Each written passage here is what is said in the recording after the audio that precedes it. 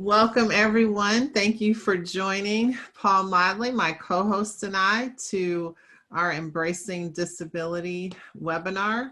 We're pleased to have an excellent lineup of panelists who represent leaders in the HR, TA, and disability space.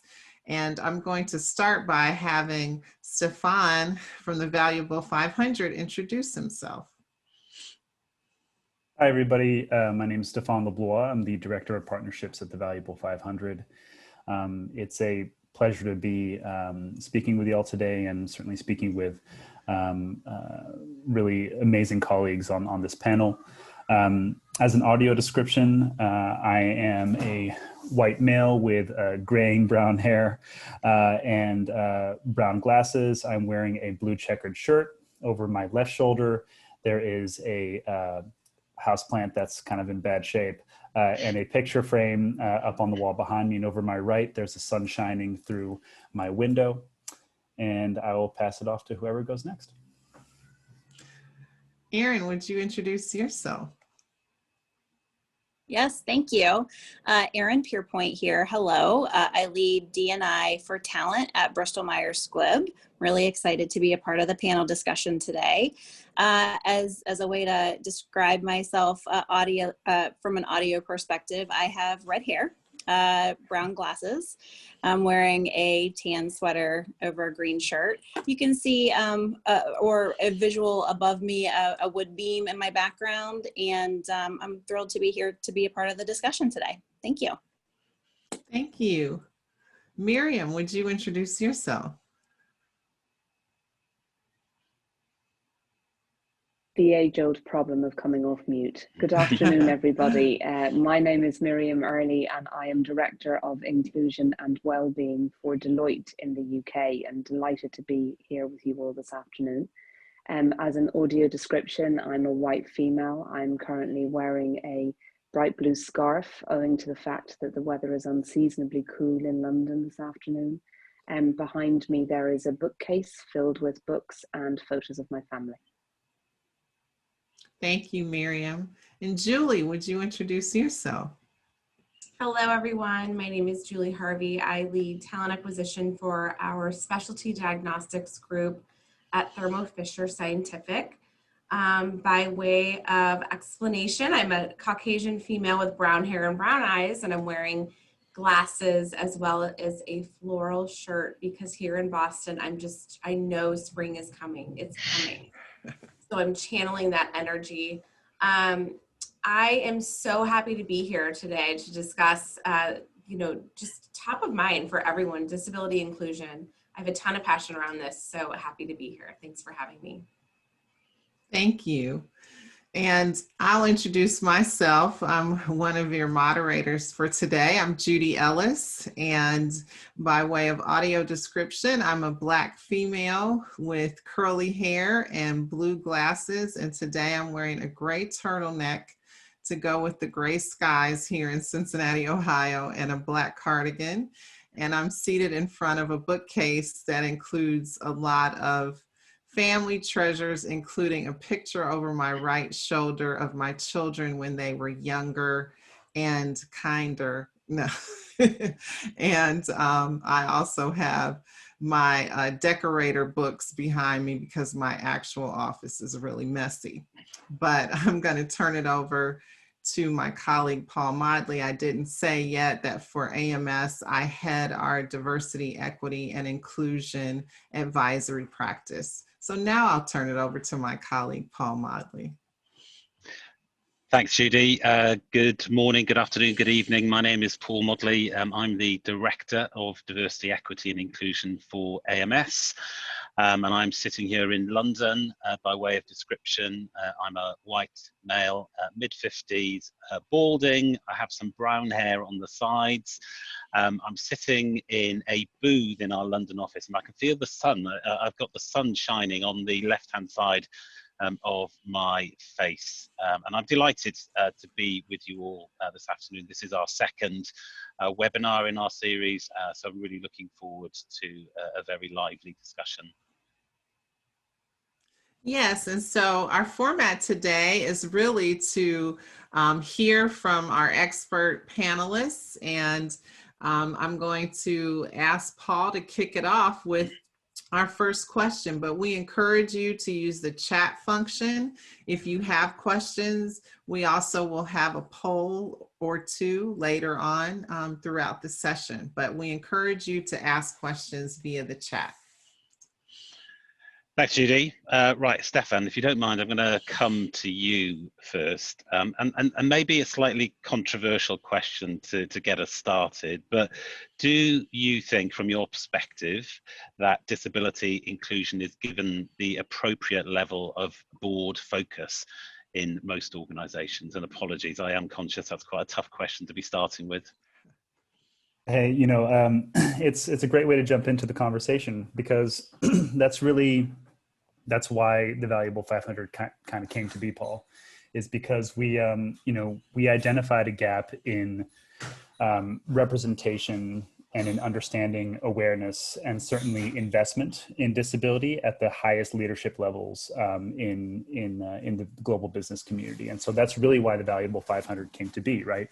Was to make sure that disability stayed at the leadership level, and stayed at the the strategic business agenda. And so, I think the biggest challenge facing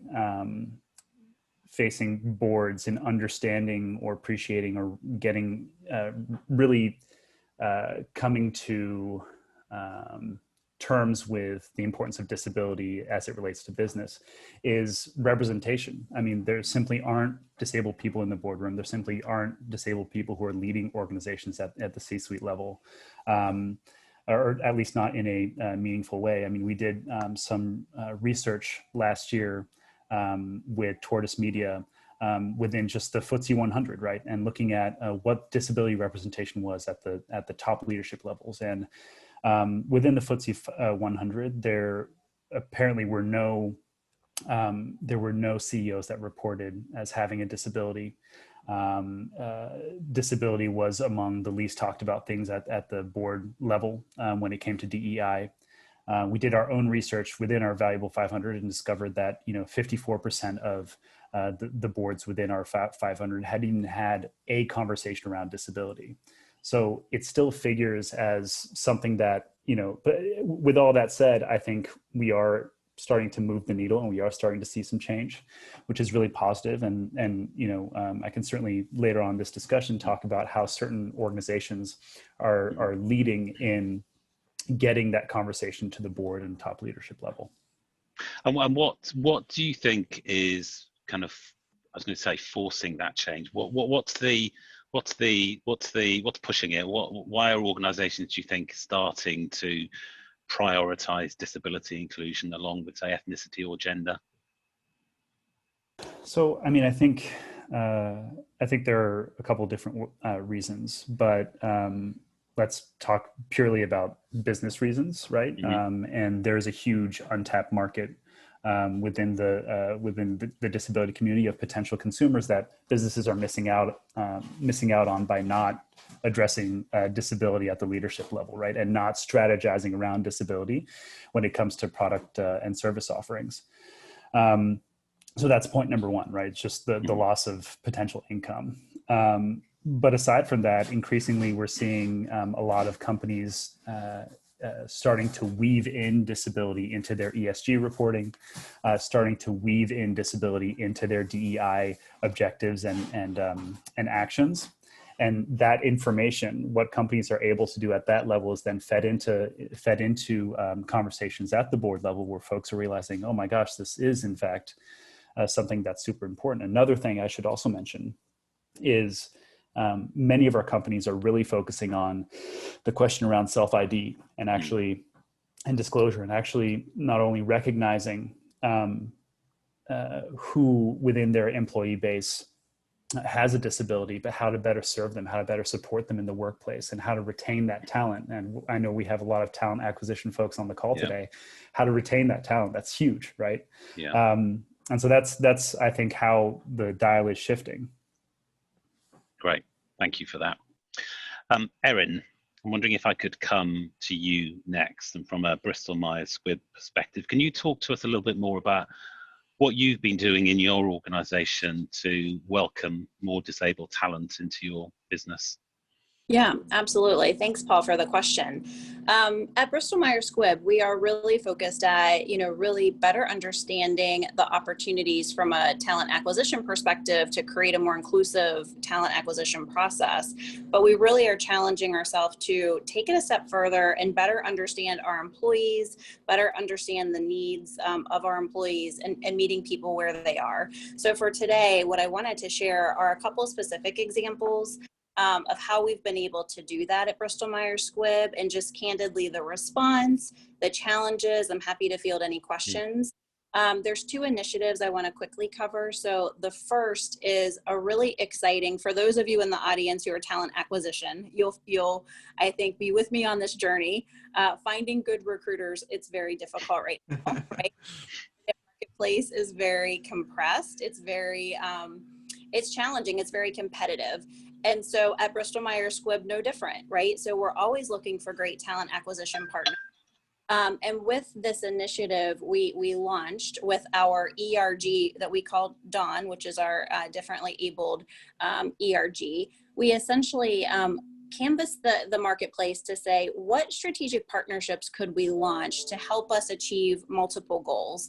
Number one, help us to fill a need from identifying more recruiters and more folks to help us build a talent pipeline. But number two, really support and invest in the disabled community, right? So that was definitely an intentional focus. So where we landed was a partnership with Orion and Insight, where we brought in 11 low vision sourcers to be a part of a business build, where they are gaining great experience. These folks are not recruiters by trade. We have one person who's a lawyer, one person who's a teacher, one person who works in the restaurant industry, who have a passion and an interest in building skills to take their career in a recruiting direction. So we've onboarded them through a fellowship program where we are stacking them up with a mentor, a sponsor, someone who's really helping them to gain the experience of hands-on recruiting. The benefit to BMS, again, it's a win-win, right? Because we are the recipient of this great talent who's helping us to build a talent funnel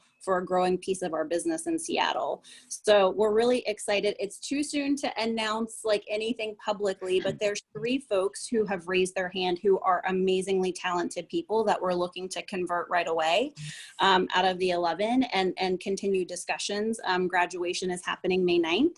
So that is one example. And Paul, I'll ask for your guidance if you want me to go into a second, or we can save it for later in the discussion today. No, go into the second. Okay, perfect. So the second piece that I wanted to share with everyone, so at BMS, we're really talking a good bit around intersectionality, right? And so as many organizations do, we have employee resource groups that are focused on different employee demographics. And with our disabled employee resource group, what we've really experienced is in the past, we've tried to create solutions that speak specifically to our disabled employees. But where we have found really great lift in partnership is thinking about intersectionality, right? So employees and humans with a disability, whether it's seen or unseen, stretches across all demographics, all upbringings, all race, ethnicity, gender. So that's the piece that has been really a profound learning for us to give us additional lift, which really helped to point us in a direction of a second project, which is focused on employees who are going through a temporary disability and are unable to complete the duties of their job. And so in the past, and I'll give you an example of perhaps someone who's going through a cancer treatment, who is a sales rep, who can't, drive their vehicle while they're going through their cancer treatment. So they're unable to perform the role that they're in. So the second project that we are launching is really an internal rotational development tour of duty. So we're calling it Project Tour. And this is where we're able to offer our internal employees an opportunity to help them build development skills while they are perhaps going through a temporary disability scenario. And if that ends up being something long-term where they're able to return to work, but in a different capacity needed, we're able to accommodate that while also listening to development needs from a career development perspective. So that's project number 2 that we're really excited about. We just previewed it with our CEO 2 weeks ago, and we're all very excited to see where it goes. I love both of those projects. I think they sound very impactful. I'm wondering what sort of additional work you've had to do to get the business on side with these projects. Yeah, it's a great question. So 2 different sort of business engagement touch points. I'll start with Project Tour, which is the second scenario that I was sharing with you. In that scenario, when we think about tour of duty, the business engagement is really around, creating meaningful work, number 1. So being able to invest in, a meaningful piece of work. And the second piece is, and if for those of you listening in, if you are in the recruitment or business space, when there's open seats, vacancies, that can become a challenge, right? So if you have several vacancies, you may not have the luxury of bringing someone in on a tour of duty that we really need to spend the time to develop and close any skill gaps. So that has been the piece that we've been aware of, and going into this project, making sure that we're set up for success. Interestingly, the business has welcomed this with open arms and have carved out dedicated resources who have the time and capacity to make sure that the person we're receiving in that department has the time and is able to invest, in this person to help make sure that they're achieving their career goals. And then in the first scenario, it's a slightly different set of business challenges, and that is, for us, the lift is more on the talent acquisition side to make sure that our recruiters who are already at capacity have the time to train a group of folks who are passionate about recruitment, but they are not necessarily ready to hit the ground running. So there's that coaching and consultation needed to look at sourcing strategies. And so that's been slightly different, but very well received by the business. Great, thank you, Erin. We may well have some questions from the audience on this that we'll come back to, but brilliant, thank you. Julie, can I come to you next? And could you talk to us about what you're doing in Thermo Fisher to support people who've got mental health challenges? We talked about this previously, but it'd be great if you could bring this to life for our audience. Absolutely. So as we know, disabilities come in all forms, ones that are visible and ones that are not, such as mental health. So I'm really proud to work for an organization like Thermo Fisher that recognizes the need to support mental health, especially as we climb out of this pandemic where employees have felt isolation, fear, anxiety, and trying to navigate all of this at times alone from home. And if you look at China, they're back indoors. So we've really recognized the need for our employees to take care of themselves so that they can give their best at work. So that we need to start with the employee and put them at the center and their mental health at the center. So I want to share a couple of tangible examples of how are we taking measures at Thermo Fisher to support our colleagues. And one is offering a free service named Spring Health. So this is a behavioral health navigator. And it's a tool where you can find a wonderful fit with a mental health professional. So it's almost like a matchmaking service where you can read different profiles of mental health professionals, look at their backgrounds, what they specialize in, and really try to pick that perfect match for you.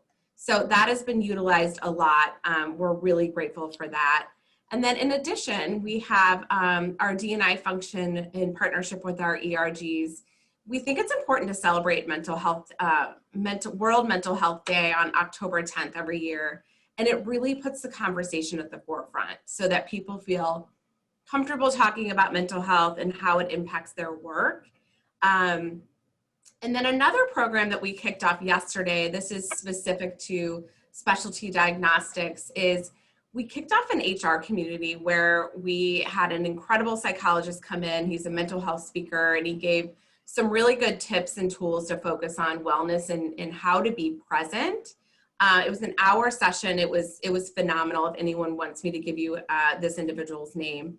And then we plan to, continue the dialogue as this HR community where we can be our authentic selves and not always engage only about business results, but also by bringing our human lives into the discussion, really so that we can develop relationships globally. We are a global enterprise, and so it's difficult at times to connect with individuals who are in different time zones and things like that. So this community, we've developed a Teams page where people can communicate with each other about things that are outside of work so that they can develop relationships, feel that sense of community, that camaraderie, and in the end, ultimately increase productivity for the organization. And Julie, how have you created the right environment for people to feel safe, I guess, to bring and talk about the sort of mental health challenges that they're dealing with or facing? Because that's an important step, isn't it, for people to feel that psychological safety, that they can show their vulnerability and they can share how they're feeling. How have you done that in Thermo Fisher, do you think? Yeah, I mean, I think that we are actually in our manufacturing sites around the world, we're starting to pilot around that psychological safety and have sessions for that. That's very important for individuals to feel that sense of security in their environment. Mm-hmm. So I think it's also putting the resources and tools that can help increase, kind of the mental health discussion. Mm-hmm. That's putting it all out there and at the forefront, and that's available to all of our employees front and center when you go to our human resources page. I think that is the biggest step, is taking, just speaking about it and just putting the word mental health out there.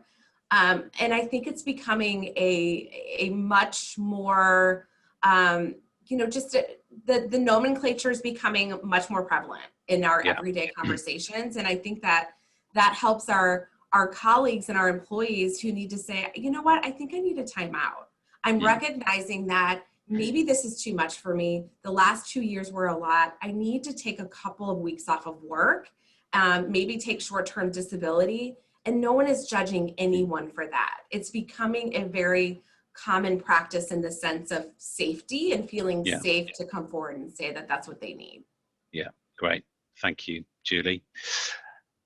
Miriam, can we come to you next? So from a Deloitte perspective, we know, Judy and I have been amazed really by the focus you've had in developing a toolkit for really engaging with the neurodivergent community. Can you talk to us about this brilliant toolkit and how it's helping you to kind of move the dial forward there? Sure, and perhaps before I do, Paul, I'll take a step back and sort of explain why it came about to begin with. As many organisations, we recognise that the neurodiverse community and the neurodivergent people within it represent a huge untapped area of talent for a business like ours, where there are specialist skills that are often exhibited within that community that are real benefit to our business, and where we think people really could learn and thrive at Deloitte. We know, for instance, that around 22% of autistic people are in employment, where many of them want to be in employment and with the right skills and support could be. Over the last couple of years, as we were seeking these skills and we had more and more neurodivergent people coming to us looking for work, we found that our recruiters didn't feel well supported or well skilled to be able to support those candidates to successful onboarding at Deloitte. And that's because, as we all know, recruitment processes often assess for generalist skills and not necessarily some of the specialist skills which some of our neurodivergent colleagues might have. The good thing is that we did something that we decided we needed to change. So there was a conversation with recruiters where we said, what do you want help with? And they told us that they needed to improve their understanding of neurodivergent applicants, and they wanted to overcome their fears of saying the wrong thing to candidates and being really confident to discuss those candidate needs and handle their requests for adjustments. Nobody at the end of the day wants a candidate or an employee to have a poor experience. So we use this insight to develop internally some neurodiversity confidence training. This training was in two parts. The first being a webinar that was around general knowledge improvement around neurodiverse conditions. And the second was a case study based webinar. And all of our recruiters went through this, around 300 recruiters went through this, and all of them told us that it was of huge benefit in being able to support candidates as they stepped through the recruitment process with Deloitte. So this was so successful that our senior leadership said, look, we'd really like to be able to share this information with other organizations and be able to have a much wider community benefit from the learnings that we've had internally and the training and the education that we are able to give to our own recruiters, which is really great and is really linked to Deloitte's purpose, which is making an impact that matters for our clients and for society more broadly. So we were really keen to be able to do this. A lot of work went into it, and it's been a long process, and we have had input from all areas of the business. We've had input from our colleagues in legal, employee relations, my team within inclusion, branding, PR, and we've also worked with an external organisation called Genius Within, recognising that we are not experts in this space, and therefore really relying on that expertise from outside organisations who are able to come in and help us. So we've launched 2 toolkits, which are available for public use, and I'd be very happy to point people in the direction of the link after the call. The first workbook is a general introduction to neurodiversity within the assessment and selection process. So we look at understanding neurodiversity and a bunch of conditions within the neurodiverse space. We talk about the very emotive at times topic of language and terminology. We think of profiles of abilities, strengths, and challenges that are associated with some of the more common neurotypes. We then look at disclosure, and particularly the issues around disclosure versus non-disclosure as part of the recruitment process. Excuse me, and having confident conversations with people, whether or not they choose to disclose. We look at reasonable adjustments, which may be a very UK-based term, but that describes some of the common challenges that candidates may face and what reasonable adjustments we can put in place during different stages of the assessment process. Excuse me. And finally, we address how to overcome barriers. I'm really sorry, Paul. Sorry, 1 second. That's okay. This always happens when one is presenting, right? No, that's no worries, Miriam. Just give yourself a minute, and definitely, if we can share the link at the end, that would be amazing, because I'm sure there will be a lot of people on this call who would love to see the toolkits. I've personally seen them, and I think they're amazing. So we'll definitely, if you're okay, we'll share that link. And I love one of the things in your guide is that you talk about where you said if people don't self-disclose, but you even wonder if that might be an issue, how you can delicately handle that and treat the candidate as if they may be neurodivergent to meet their needs even without a disclosure. And that really, I'll let you get a minute to catch your thank you. Catch your breath. But we have a poll we'd like to launch to increase audience engagement, and you'll see the Deloitte Learning Guide link has been put in the chat now.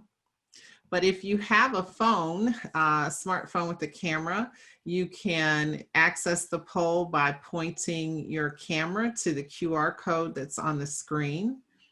And I'll give you a moment to get your smartphone if you don't have it and get it pointed toward the camera.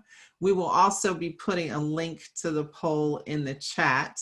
And for those of you who may not be able to access that, I'll be reading the questions out, and you can just type your answer in the chat if for some reason you aren't able to access it.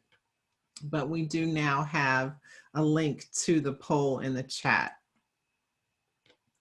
So our first question is, while 59% of workplace accommodations for a disabled employee costs nothing, what is the typical cost of the remainder of accommodations? So I'll read that one more time. 59% of workplace accommodations for a disabled employee cost nothing. What is the typical cost of the remainder of accommodations? And our choices are $100, $500, $1,000, and $5,000. So I'll give another minute or two. And again, if you're not able to access the chat, you can put your answer in the, access the poll, you can put your answer in the chat. And I see that we have $500 winning out with 12 votes. And 100 is a close second. And then 1,000 and 5,000 is coming in last. And I'm happy to report that most of our group is knowledgeable because the correct answer is $500. So the average cost of accommodations that need to be paid for is really only $500. So that's very negligible when you think of the benefits, research on the employee loyalty and engagement that's higher often in the disabled community. So it's a small investment to make. So I'll turn it back over to you, Paul, so that we can continue some questions. Come back to you. Let's come back to you, Miriam. Just to was there anything else you wanted to finish off on your wonderful toolkit? Thank you very much. I was just going to very quickly mention the second toolkit, which is, as it was in our original training, case study based. So it looks at 3 hypothetical case studies of neurodivergent candidates, and then helps the recruiters to understand how they might deal with particular scenarios. Our toolkits have been live for a month. We've had somewhere close to 1,000 downloads. I will say that now all of our roles are open to ND candidates at Deloitte, and we do have specific content on our careers site around disability and neurodiversity specifically. As I said, all of our resourcing professionals have been trained, and very importantly, for the next step in the process, we have also included neurodiversity training for our hiring managers. So that conversation extends further into the organization. Excellent. Thank you. Thank you so much for sharing that. Just a reminder, if there are any questions, or if you've got any questions out in the audience, please do pose them. Stefan, I'd like to come back to you next, if I can. If we've got guests on this call right now who are at very early stages of their journey and just kind of starting to think about it, what advice, because you work with a lot of different organizations across the Valuable 500, so you've got that sort of view across. What advice would you give people who are just starting out or just not sure where to start? What should they be doing? So very good question. And before I get to that, I'd just first like to acknowledge the 2 companies on our call that are members of the Valuable 500, Deloitte, who's actually one of our iconics, with whom we're working very closely to develop one of our products that will help our companies generate better data around disability. So that's really, really exciting. And Bristol Myers Squibb, who's also one of our companies, and they kind of personify what I would say is step 1 of a solid plan, which is engage leadership, right? In Deloitte's case, Sharon Thorne, who's the global chair of the board for Deloitte, actually wrote and signed the statement for them to join the Valuable 500. Bristol Myers Squibb also got the CEO to come forward and publish a statement to join the Valuable 500. So it's really getting leadership buy-in to do whatever it is you want to do around disability inclusion.